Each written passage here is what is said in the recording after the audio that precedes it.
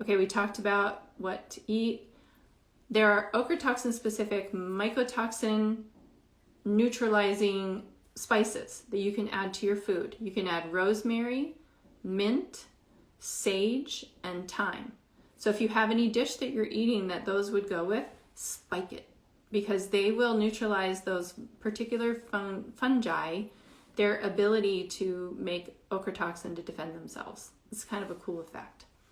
Lycopene is also, that's in the red color band. So if we're looking at the things that are specific in the bioflavonoid color band that's specific for ochratoxin, we've got the oranges in the middle, but yellows and reds also help. So yellows is quercetin, rutin, luteolin, fisetin, myricetin, and red is lycopene. So all of those have been shown in animal studies to be effective. And like I said earlier, I'm typically needing to boost that amount through supplementation when my patients have an elevated ochratoxin.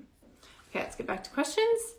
How do you kill mycotoxins? So mycotoxins are technically not a living thing. They're a chemical that comes off of the mold, and so they need to be degraded.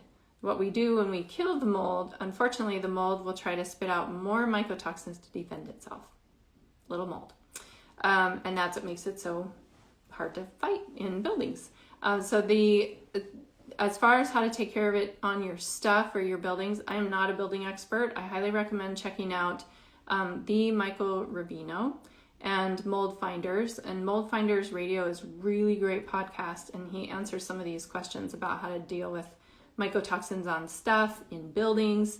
And then Mold Finders also has a what to do about my stuff handout that I find very, very helpful.